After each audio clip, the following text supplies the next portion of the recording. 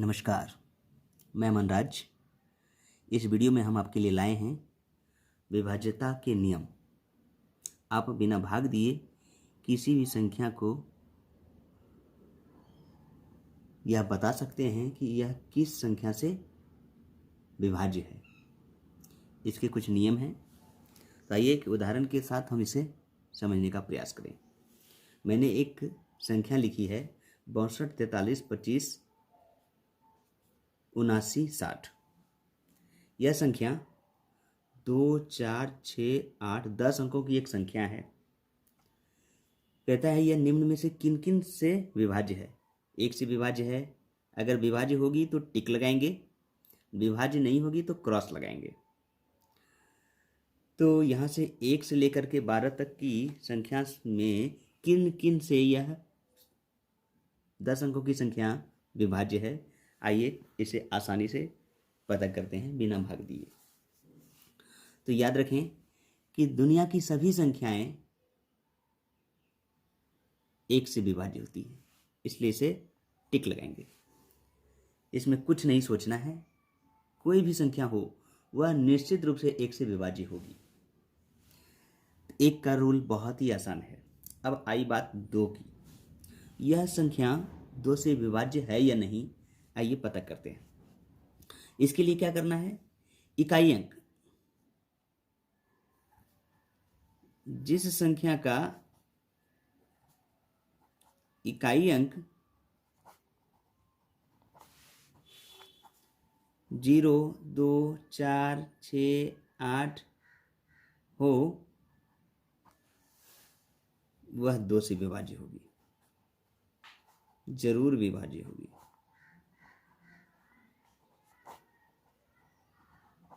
तो यहाँ 0 देखने के कारण हम कह सकते हैं यह 2 से विभाज्य है। अगर 4, 6, 8 इनमें से कोई योग होता तो भी 2 से यह विभाज्य होती। अब तीसरे की बात है कि 3 से यह संख्या विभाज्य है या नहीं। 3 से भाग नहीं देनी है, हमें संख्याओं का योगफल प्राप्त करना है, संख्याओं के अंकों का योगफल। तो संख्याओं के अंकों का योगफल 6, 2, 4, 3, 2, 5, 7, 9, 6, 0। अगर इसे जोड़ा जाए तो आप देखेंगे कि 6, 8, 6, 2, 8, 4, 12, 3, 15, 2, 17, 5, 22, 7, 29, 29 और 9, 38, 38 और 6, 44। तो 44 आप देखते हैं कि 44 क्या 3 से डिवाइड है, 3 से भाग खाती है। तो आप देख सकते हैं 3 से भाग खाती है कि नहीं। 3 से भाग खाने के लिए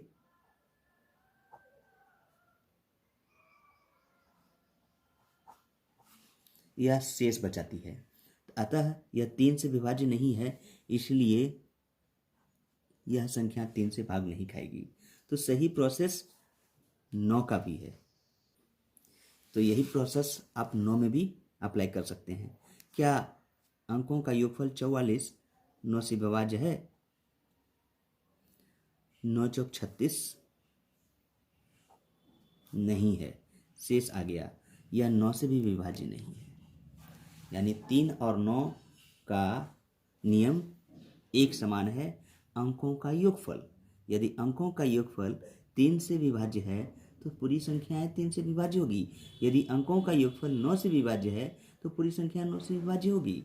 इसी प्रकार यदि आप आगे बढ़ करके 27 से भी अगर डिवाइड करें, अगर अंकों का योगफल 27 से भाग लग जाए तो पूरी संख्या 27 से विभाग लगेगी। आइए अब 4 से विभाज्यता की बात करते हैं। क्या यह संख्या 4 से विभाज्य है? इसे जांच करने के लिए आपको सबसे पहला काम करना होगा कि पीछे से 2 अंकों की संख्या पकड़नी है। तो आप देखेंगे पीछे से 2 अंक 60 है। 60 अगर यह 4 से डिवाइड होता है तो 60 4 से विभाज्य है, इसलिए यह 4 से विभाजित होगी पूरी संख्या। ये पूरी संख्या क्या है आप एक बार पढ़ लें। इकाई, दहाई, सैकड़ा, हजार, दर्जन, लाख, 10 लाख, करोड़, 10 करोड़, अरब, 6 अरब 24 करोड़ 32 लाख 57,960। यह संख्या 4 से विभाज्य है। आइए अब 5 की बात करते हैं। जिस संख्या का इकाई अंक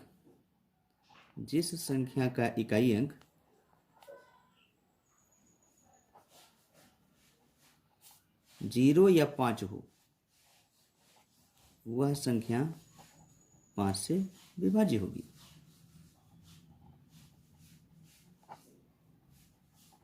तो आप देख रहे हैं 0 है इसलिए 5 से विभाज्य है। अगर इकाई अंक 5 भी होता तो यह संख्या 5 से विभाज्य होती।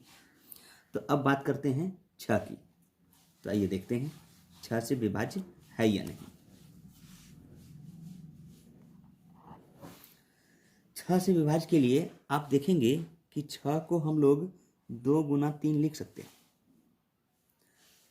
अर्थात आप कह सकते हैं कि वह संख्या 6 से विभाज्य होगी जो 2 से भी विभाज्य हो और 3 से भी विभाज्य हो। तो यहाँ पर आप देख लीजिए 2 से विभाज्य तो है, 3 से विभाज्य नहीं है, इसलिए 6 से विभाज्य नहीं होगी। बहुत ही आसान है। अब बात है 7वें की कि 7 से विभाज्य है या नहीं। तो इसके लिए रूल आपको थोड़ा ध्यान से देखना होगा। 7 से आप विभाज्यता की जांच करना चाहते हैं तो आप देखेंगे अगर इकाई अंक 0 हो तो उसे छोड़ दें। 6, 2, 4, 3, 2, 5, 7, 9, 6 इकाई अंक को काट दें और उसका दुगना घटा दें शेष में। तो यहाँ देखते हैं 7 आता है, 6 आता है, 5, 2 ज़्यादा लिखने की जरूरत नहीं है। 7 का दुगना 14, काटते जाएं घटाते जाएं तो ये घट के 2, 4, 2 आगे आप उतार सकते हैं। 2 का दुगना 4, घटने के बाद 0, 2, 3, 4 आगे भी आप उतार सकते हैं। 0 छोड़ दें।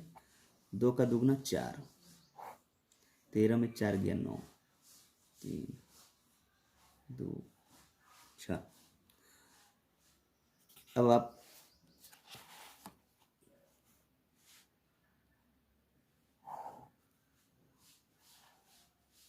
6, 2, 3, 9 लिख दें और 9 काटें और 9 का दुगना लिखें 18। 13 में 8 गया 5, 1 में गया 0, 6, 5 का दुगना 10 घटाएं 50। आप देखें कि 7 का पहाड़ा पढ़ें क्या 50 आता है, यानी यह जो 50 आया वह 7 से विभाज्य नहीं है, इसलिए यह संख्या 7 से विभाज्य नहीं कहलाएगी, नहीं होगी। आइए अब 8 की बात करते हैं। 8 से जिस प्रकार आप 4 के देख चुके हैं कि 2 अंकों को देखा जाता है। अगर अंतिम 2 अंक से बनी संख्या अगर 4 से विभाज्य है तो पूरी संख्या 4 से विभाज्य होगी। और 8 का भी प्रोसेस वही है, बस 2 अंकों की संख्या नहीं लेकर हम अंतिम के 3 अंकों की संख्या लेंगे। अंतिम 3 अंक की संख्या 960 है।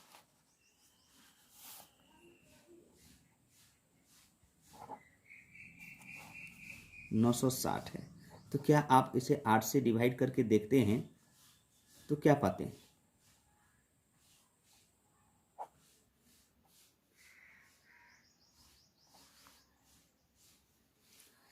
तो इसका मतलब है कि 8 से यह विभाज्य है। तो इसका मतलब पूरी संख्या 8 से विभाज्य होगी।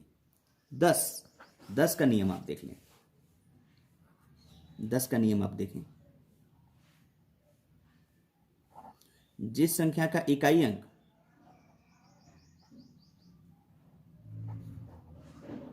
शून्य हो वह 10 से विभाज्य होगी, निश्चित रूप से। तो यहां 0 है, 10 से विभाज्य होगी। अब बात है 11 की।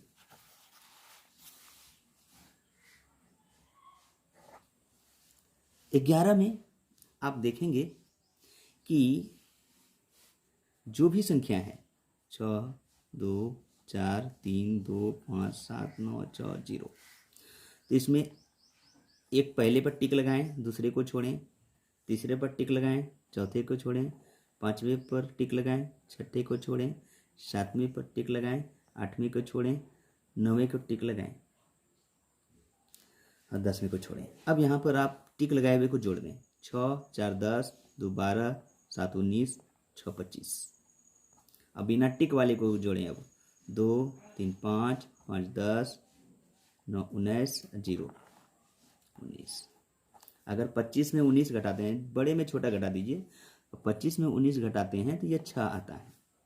क्या यह 11 के पहाड़े में है? 6 नहीं। 11 होता, 0 होता या 22 होता तो यह 11 के पहाड़े में होता, लेकिन 6 आया है, इसलिए यह 11 के पहाड़े में नहीं होने के कारण 11 से विभाज्य नहीं है। बात है 12 की। अब 12 की देखिए। 12 की देखने के लिए आपको याद रखना है कि 12 को आप लिख सकते हैं 4 गुना 3। तो 4 और 3 दोनों से अगर ये संख्याएं विभाज्य है तो 12 से जरूर विभाज्य होगी। तो आप चेक कर सकते हैं। 3 से विभाज्य नहीं है, 4 से विभाज्य है, दोनों से विभाज्य नहीं है। 1 से पास, 4 से पास, 3 से फेल, इसलिए फेल, यानी 12 से विभाज्य नहीं होगी। उम्मीद है आप लोग इसे अच्छी तरह से समझ गए होंगे।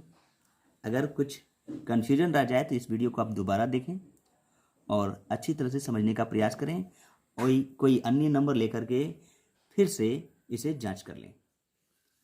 इस वीडियो में इतना ही। धन्यवाद।